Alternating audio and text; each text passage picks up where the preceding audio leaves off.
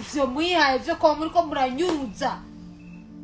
wowe DJ Kanyange wowe DJ Pole wewe gashino kabiwanyu wowe DJ Pole wa muri kuranyuruza abana amafaranga muri JOELL amahera yiwe ni wamukuye mu Burundi n'umurihe apere vyo kwa makuzu uvuga ngo uri kurateza umuziki ngo Burundi w'imbere ariko uriko urayinyasa abana biwacu uraterinda abarundi kazi ukababwira bazikorore uraterinda abarundi kazi bakazivyara ukiyekana abana bigarera mutungane wewe muzanano DJ Kanyange wewe ushitse muhira umugore wakubwira fukama ugafukama fyeta ibirenge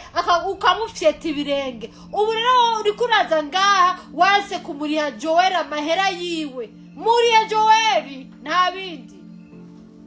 wewe uri kuraza ngaha uri kuravuga ngo JOELL na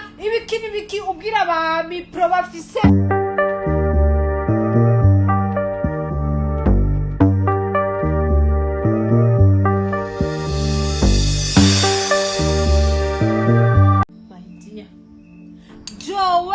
rero inkuru imeze gutya inkuru ya JOELL sinzi ko shaka kuyivuga mu ndaba inkuru ya JOELL imeze gutya akajeho cyana hacengeza kujya jewe nagerageje kurondera umuntu yegereye 𝐼𝐻𝐻𝐼𝐻𝐻 event abamutwaye JOELL mugabo nigeze kuvuga yago amakuru n'ibindi wewe urameze achengira nk'imyaka 3 wameze ndari n'isima yawe ndabura wewe nzoga twumvikane byagenze murabizi ko jewe namafise amapreve JOELL ntabwo ndabivuga byose nindira gatoya mumve conversation nagize n'abantu begereye 𝐼𝐻𝐻𝐼𝐻𝐻 event kubera muramuzi ko mudimu zanano ndishobora kumuzana ngaha kubera ko he is a very stupid guy ariko arabira abana bamwe dijuta we baragisa uriya ndamira nawe kave musoni kugwana hasi kandi ndabwo mbona ari sawa bikute none cyari sawa bisabye neza bita kamera neza zimasaba cyo mazindi bitogotesheje cyane ibura birahera ubwo bari ngiye kujya muri oya guma birogira amafaranga bizare franc urati ko umugenzi wanje mbake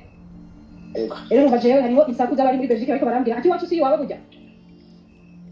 niyo abagambi baje n'abagenzi bawe hariho amakuru avuga ko 𝐼𝐻𝐻𝐼𝐻𝐻 bari kumenya gabra pole mutambirisha amahera ndako kandi bavuga yuko ngo pole yo garatanza amahera ngo ahubwo 𝐼𝐻𝐻𝐼𝐻𝐻 bataratanga amahera ya JOELL urumva rero jewe ayo makuru ndakakuzana yose ameze neza ikigezi gusanga ntumvuge ngo ndakakuzana yose ngene garaguca mu kibukanzi ego amakuru kwizera kuri mu kipe agaragariye mu kizwa kandi ashobora kuyima ngene aho yaje ko batafite yaje badoye sawa muhamagara kugira twebite ko 𝐼𝐻𝐻𝐼𝐻𝐻 nuko babacafuza Voilà, kuri TikTok kuri TikTok sawa ucumbira ko sawa anga hivi na connection hari ibintu bibatima ukuntu bya etage niko rero urumva rero ndikabwe n'amtipe ibintu kudageze wowe tumfitiye yari yapanze gahunda zose oya njyewe nashobora kugutoroka jewe ndabizi razi gituma njyewe natoroka okay wavuga ko bakugira bira nanje ndakugira verso ubituma dimanche ndabona kubashoyeze ndamusho ego nasi umba yagumye ashaka en fait abantu bose babahenze mandi yego urumva rero abashoyeze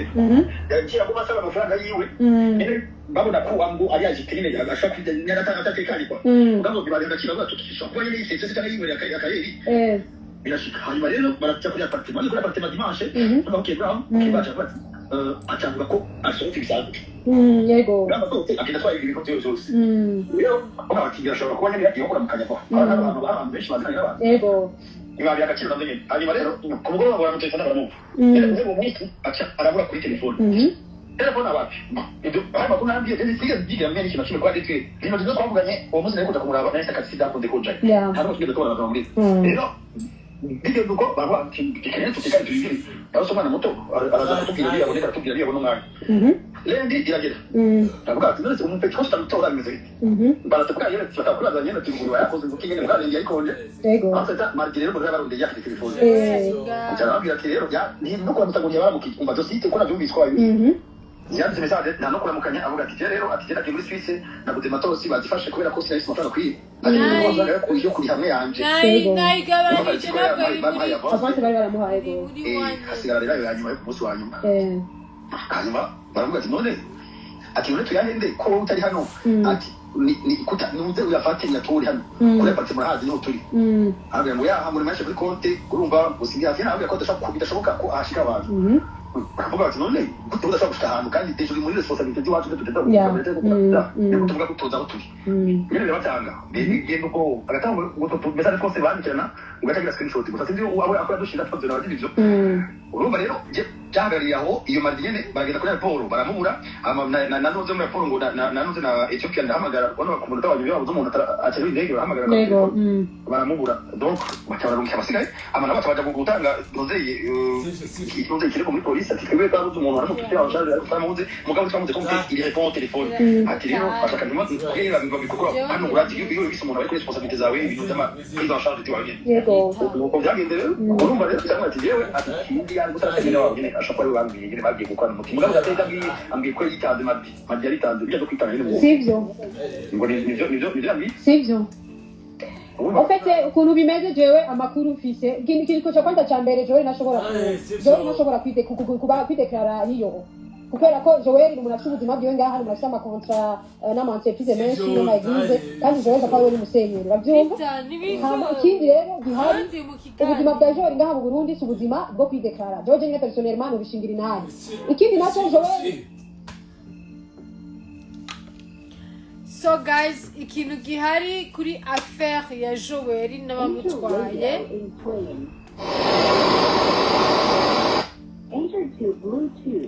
rero ikintu gihari nuko Joel ntabwo yideclaye akaba yarideklaye Imana izomuvuma akaba yaraje akambesha yuko akaba yarambeshe yuko atideclaye akavuga yuko yarideklaye jewe ntazi ko yideclaye Imana izomuhana nduga murabizi nzovyerekana next live ara imodoka jewe ransiguriye igituma bayaronse visa baronse imodoka y'imodoka na ibintu nk'ivyo rero Joel ikintu urumva kihari nuko Joel wewe yararonse umuntu amubwira yuko wewe genda ugure ivyuma muri Suisse Joel kubera ko afise visa Schengen aragenda muri Suisse kugirane kuhagurira ivyuma uravyumva hama Joel agiye muri Suisse kubera ko atashaka ko bamugora telefone yiwe yari injoignable hama agize muri Suisse aragura ari abantu tuba tugiye ku abantu bafise amafaranga murabizi gwashobora kunuma jewe ndi live genda hariya undindire jewe ndi live sikere munangora ndiko ndavugana n'abafana banje c'est quoi ça hama hama Joel aragirane ndasabye murashobora kumutwara s'il te plaît ariko nangora sheri wawe ninde sheri wawe uri umutabamuzima w'ivi yose wowe ufise imvi ku mutwe mu kwaha mu nzira hose ufise imvi reka kungora muriko muravyumva hama uri umukiriya wanje wa hehe genda rero hariyo ntungore gashino ntungore hama abafana gamana hama Joel aravuga ati jewe ndafise ikibazo wewe personnellement selo ama source y'iwacu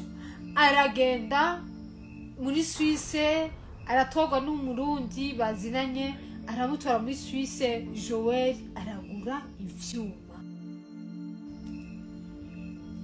amaze kugura ivyuma muri Suisse Joel agaruka mu Bubiligi agarutse mu Bubiligi urumva barahemba rinoji amahera asigaye barahemba Dramati n'abandi amahera asigaye Joel mugabo bakaca bamubwira yuko we twarakurondeye turakura mwavyumvise muri audio Joel baramubuza avuga ati jewe ndi ngaha ikintu nkeneye ni mundihe amahera asigaye ariko amahera asigaye Joel ntibayamurishe bamwagirije yuko ngo yatorotse Joel bamwagirije yuko ngo yatorotse ariko wewe yari kugura ivyuma byo muri studio Joel afise amapartenariat n'amakampuni atandukanye my dear jewe uri umuntu wanje ndakuvugira ndakugwako jewe sinigera ntibanga sinigera n'ubuntu bwo kugirane bwo guta abagenzi banje jewe Joel inshuti yanje sishobora kwemera umuntu aza ngaha amucafuze Joel naho Joel yoba yacitse wowe bikujyahe nuwa mbere acitse nuwa kabiri nuwa nyuma mushenzi gashino kabi wanyu Joel yarababwiye ati simva mu Bubirigi mutampaye amahera yanje nakoreye mwaramaye avance ariko amahera sigaye ntayo mwamaye hama Joel avuga ati ayo mahera musigariyeko niyo yo kuriha ibikoresho naguze mu Busuwise Joel yarashitse ntibageze bamwakira aranga kurihwa kubera ikibanga kumuriha Joel amahera yiwe niba murihe Joel arihe ivyo yafashe hama atahe kubera iki Joel yavuze ati jewe sishobora kuva muri Europe batarishe amafaranga bamfitiye nibandihe jewe nagiriye konsere muri Europe sinagiriye konsere mu Burundi birumvikana nabindi mumuveko c'est quoi ça Joel mumuveko yavuze ati jewe simva muri Europe batamaye amafaranga nakoreye niba yamuhe ataruko ambasade y'u Burundi zo bijamwe c'est quoi ça ivyo muyihaye vyo ko muri ko muranyuruza wowe DJ Kanyange wowe DJ Pole wewe gashino kabi wanyu wowe DJ Pole wa muri kuranyuruza abana amafaranga muri Joel amahera yiwe ni wamukuye mu Burundi n'umurihe apere vyo kwa makuzu uvuga ngo uri kurateza umuziki ngo Burundi w'imbere ariko uriko urayinyasa abana biwacu uraterinda abarundi kazi ukababwira bazikorore uraterinda abarundi kazi bakazivyara ukiyekana abana bigarera mutungane wewe muzanano DJ Kanyange wewe ushitse muhira umugore wakubwira fukama ugafukama fyeta ibirenge ukamufyeta ibirenge ubu rero uri kuraza ngaha wase kumuriha Joel amahera yiwe muriya Joel nta bindi wewe uri kuraza ngaha uri kuravuga ngo Joel ibiki ubwira abami pro bafise ubuzizi bupima n'akazara kakano kanje kanyuma ukagenda kubwira nka mipro adashobora kwabira abakobwa babiri ukagenda ngaho ukamubwira yuko ngo Joel ngo yatotse so guys ngira mbeze live iwacu ariko icyo nobabwira 𝐿𝐼𝐻𝐼𝐻 ntiyatorotse kubera yuko 𝐿𝐼𝐻𝐼𝐻 sishobora kuvuga papa wiwe ariko 𝐿𝐼𝐻𝐼𝐻 yashaka gutoroka agenda mu Bubirigi kwa prayinga murabizi abantu bagiye muri 2022 gushika ubu nta mapuro bafise ubu leta ya Union Européenne isigaye idashobora guha ama nationalité abantu bagenda muri Union Européenne kubera yuko barabizi khayma yuko mu Burundi nta ngwano ihari mu Burundi tumeze neza tubayeho neza rero Ruze Joel afise ubuzima bwiwe bwiza afise ama contrat n'ama entreprise atandukanye afise contrat n'aba artiste batandukanye. Houston rero nyamba ni Houston ikintu gihari Houston ashobora gutoroka, Houston ashobora kwideklara bijye bise ko ravuga c'est faux 200% c'est faux kubera yuko Houston yashaka gutoroka pawe kumuronderera visa yo kugenda kuba umumissioneri agaserukira urusengero ko pawe ni Monseigneur sinzi ko mubizi pawe Houston ni Monseigneur. Houston ntabuze amafaranga, Houston abayeho neza, Houston apanje inzu ya prix de 1,500,000 par mois mu Kabondo ya gatatu. Houston inzu yiwe irabana